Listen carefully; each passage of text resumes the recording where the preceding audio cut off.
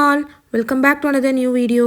யூஸ்வலாக என்னுடைய early morning study night study எல்லாமே ஷார்ட்ஸில் தான் அப்லோட் பண்ணுவேன். கொஞ்சம் வீடியோ லெங்க்த்தாக போடுங்கன்னு சொல்லி ஃபியூ டேஸாக சிலர் கமெண்ட் பண்ணுறதுனால சரி லாங் வீடியோவாக போடலான்னு சொல்லி தான் இன்றைக்கி வீடியோ ஷூட் பண்ணேன். படிக்கணும்னு பிளான் பண்ணியிருந்ததால் ஏர்லி மார்னிங்கே எழுந்தாச்சு.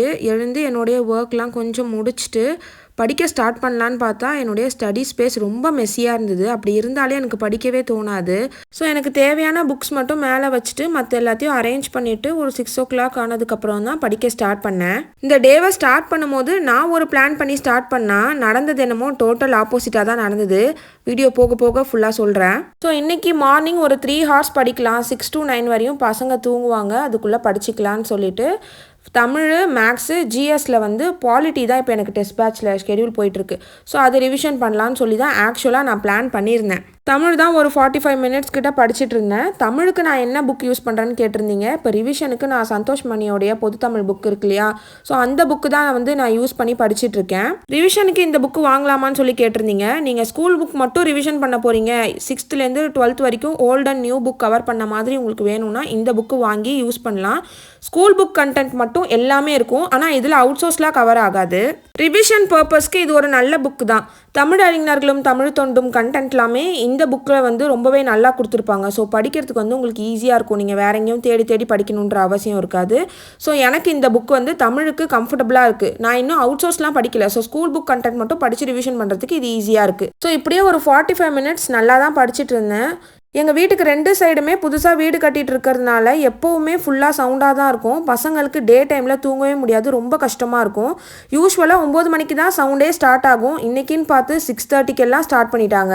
2 செவரும் ஒட்டி ஒட்டி இருக்கிறதுனால ட்ரில்லிங் மிஷின் போட்டோடனே பாப்பா அலறி அடிச்சுட்டு எழுந்து அழ ஆரம்பிச்சிட்டா. ஸோ அவளை கொஞ்சம் காம் பண்ணி ஃபீட் பண்ணிவிட்டு என் பக்கத்தில் உட்கார வச்சுட்டு அகைன் படிக்க ஸ்டார்ட் பண்ணேன். அப்போவே தெரிஞ்சு போச்சு, என்னடா நம்ம படிக்க ஸ்டார்ட் பண்ணால் இப்படி சொதப்புதே, இவ்வளோ சவுண்டு போட்டால் கொஞ்ச நேரத்தில் பையனும் எழுந்துருவான் கண்டிப்பான்றது தெரிஞ்சு போச்சு. சரி, அவன் எழுந்துக்கிற வரைக்கும் எவ்வளோ டைம் கிடைக்குதோ படிப்போன்னு சொல்லிட்டு தமிழ் எடுத்து வச்சுட்டு மேக்ஸ் போடுறதுக்காக தான் எடுத்திருந்தேன். மேக்ஸில் இப்போ டெஸ்ட் பேட்ச் ஸ்கெடியூலில் வந்து சிம்பிளிஃபிகேஷன் டாபிக் தான் கொடுத்துருந்தாங்க. ஆல்ரெடி நான் என்னுடைய ஓன் ஸ்கெடியூலே சிம்பிளிஃபிகேஷன் டாபிக் வந்து ஃபுல்லாகவே கவர் பண்ணிட்டேன்.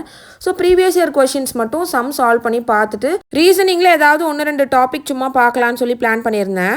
இந்த ப்ரீவியஸ் இயர் கொஷின் பிடிஎஃப் வந்து ஆஸ்பைர் டிஎன்பிஎஸ்சின்ற இன்ஸ்டா பேஜில் தான் வாங்கினேன். ஆல்ரெடி இதை பற்றி நான் டீட்டெயில்டு வீடியோ ஷேர் பண்ணியிருப்பேன். அந்த வீடியோடைய லிங்க்குமே டிஸ்கிரிப்ஷனில் கொடுக்குறேன், தேவைப்பட்டால் செக் பண்ணி பாருங்கள். இந்த பிடிஎஃப் எனக்கு ரீசெண்ட் டேஸாக ரொம்ப யூஸ்ஃபுல்லாக இருக்குது. எல்லா எக்ஸாம்ஸ்க்கான கொஷினுமே இருக்குது. எனக்கு இந்த மாதிரி எக்ஸாம்ஸ்லாம் டிஎன்பிஎஸ்சியில் நடக்கும்னே தெரியாது. அந்த மாதிரி எக்ஸாம்ஸ்லேருந்துலாம் நமக்கு டாபிக் வைஸ் கொஷின்ஸ் வந்து செக்ரிகேட் பண்ணி கொடுத்துருக்காங்க. ரொம்பவே ஈஸியாக இருக்குது படிக்கிறதுக்கு. ஒரு சிலர் லாஸ்ட் வீடியோவில் பிடிஎஃப் ஓப்பன் பண்ணி காமிங்க, எங்களுக்கு கொஷின் பேப்பர்ஸ்லாம் எப்படி இருக்குன்னு பார்க்கணுன்னு சொல்லி கேட்டிருந்தீங்க. அதனால தான் இப்போ ஸ்க்ரீனில் ஷேர் பண்ணியிருக்கேன். இண்டெக்ஸ் டாபிக்ஸுமே பைலிங்குவலாக அப்டேட் பண்ணிட்டாங்க. ஸோ கொஷின் பேப்பரும் பைலிங்குவலாக இருக்கும், உங்களுக்கு டாபிக்ஸுமே பைலிங்குவலாக இருக்கும். அதை பார்த்துட்டு நீங்கள் படிக்கிறதுக்கு ஈஸியாக இருக்கும். நான் ஒரு யூனிட்மே உங்களுக்கு காமிக்கிறேன், பார்க்கும்போதே தெரியும் எந்த அளவுக்கு கிளியராக உங்களுக்கு பிரித்து கொடுத்துருக்காங்கன்றது. இன்கேஸ் உங்களுக்கு இது யூஸ்ஃபுல்லாக இருக்கும்னு நினச்சிங்கன்னா அவங்களுடைய contact details, Instagram page and Telegram குரூப்போடைய லிங்க்கை நான் டிஸ்கிரிப்ஷனில் கொடுக்குறேன். தேவைப்பட்டால் அவங்கள காண்டாக்ட் பண்ணி பாருங்கள், உங்களுக்கு சாம்பிள் பிடிஎஃப் கூட சென்ட் பண்ணுவாங்க. அப்புறம் ஒருத்தர் கேட்டிருந்தாங்க, நீங்கள் ஏன் புக் வாங்காமல் பிஒய்க்யூக்கு பிடிஎஃப் ப்ரிஃபர் பண்ணுறீங்கன்னு சொல்லி. இப்போ previous year question paper book பேங்காக வாங்கிட்டேன்னா இப்போ அந்த இயர் வரைக்கும் நடந்த எக்ஸாமுக்கான கொஷின்ஸ் மட்டும் தான் என்னால் ஆக்சஸ் பண்ணிக்க முடியும். இதுவே பிடிஎஃபாக நான் வாங்கிட்டேன்னா எக்ஸாமுக்கான கொஷின்ஸ் எல்லாமே நடக்க அப்பப்போ அப்டேட் பண்ணுவாங்க. ஸோ நமக்கு வந்து கரண்ட்டாக என்ன எக்ஸாம் வரைக்கும் முடிஞ்சிருக்கோ அந்த எக்ஸாமுக்கான கொஷின்மே டாபிக் வைஸ் இன்க்ளூட் ஆகும்போது நமக்கு படிக்கிறதுக்கு ஈஸியாக இருக்கும் இல்லையா. அதனால தான் வந்து பிஒய்க்யூ பிடிஎஃப் வந்து நான் ப்ரிஃபர் பண்ணுறேன்.